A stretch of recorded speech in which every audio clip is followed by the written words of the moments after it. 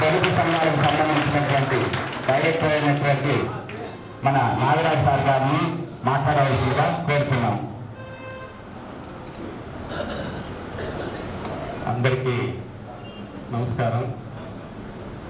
వేదికను అలంకరించిన అతిథులు, మరి ప్రత్యేకించి ఆహ్వానం లేకుండా అనుకోకుండా మన కార్యక్రమానికి విచ్చేసిన విశిష్ట అతిథి జేడి లక్ష్మీనారాయణ సార్ వారికి ఒకసారి క్లాప్స్తో స్వాగతం.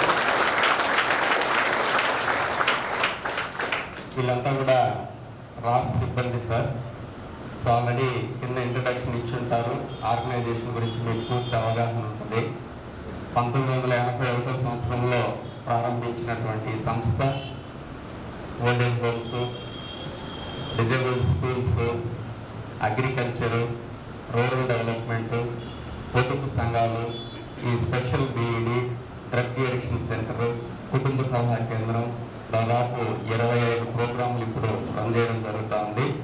గత 42-43 సంవత్సరాల్లో 4 జాతీయ స్థాయి అవార్డులని ఆర్గనైజేషన్ సొంతం చేసుకోవడం జరిగింది.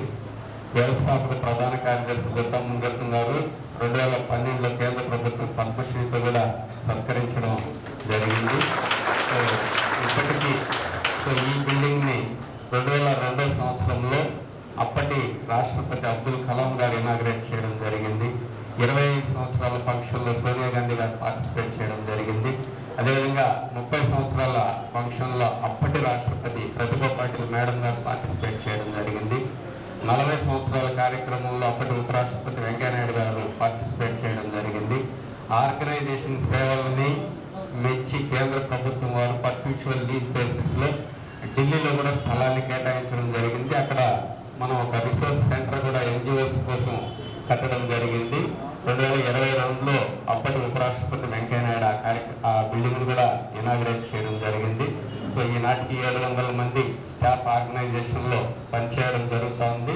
సో వీళ్ళంతా కూడా అంటే రాస్ సంస్థ ఎక్కడైతే other developmental activities, welfare activities చేస్తారో అక్కడ మాత్రం ఆ మహిళల కోసం ఎవరైతే బ్యాంకులు, ఫార్మల్ ఫైనాన్షియల్ ఇన్స్టిట్యూషన్స్లో నుంచి అప్పులు తెచ్చుకోలేని స్థితిలో ఉంటారో వాళ్ళను గ్రూపులుగా ఏర్పాటు చేసి పొదుపు చేసుకునేటటువంటి తత్వాన్ని పెంపొందించి ఫైనాన్షియల్ డిసిప్లిన్ డెవలప్ చేసి సో 6 నెలలు అబ్జర్వ్ చేసిన తర్వాత ఆర్గనైజేషన్ నుంచి వాళ్ళకి అప్పులు అందించడం, 25,000 నుంచి 1 లక్ష వరకు అప్పులు అందించడం జరుగుతుంది.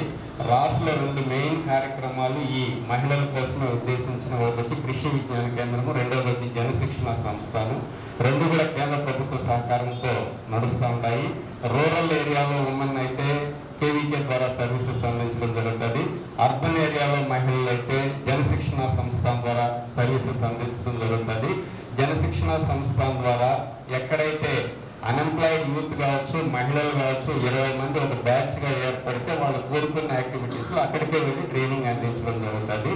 సో ఆ విధంగా దాదాపు ఇప్పుడు 70,000 మంది మహిళలతో చంద్రగిరి నుంచి శ్రీకాళహస్తి, నగిరి, పుత్తూరు ఈ ఏరియాలో, అదేవిధంగా తిరుపతి మా వ్యవస్థాపక ప్రధాన కార్యదర్శి ముందత్తం గారి సొంత ప్లేస్ కాబట్టి అక్కడ ఒక 7,000 మంది మహిళలతో పనిచేయడం జరుగుతుంది. సో దాదాపు ఇప్పుడు 230 కోట్ల రూపాయల ఫీల్డ్ నుంచి మనకు రావాల్సి ఉంది సార్, అంటే మహిళలకు అందించినటువంటి అప్పులు. సో ఇదంతా కూడా అన్సెక్యూర్డ్ లోనే మంత్లీ ఇన్స్టాల్మెంట్స్, డిమినిషింగ్ బ్యాలెన్స్లో ఇంట్రెస్ట్ క్యాలిక్యులేట్ చేయడం జరుగుతుంది. సో ఈ డబ్బునంతా కూడా Andhra commercial banks, nationalized banks నుంచి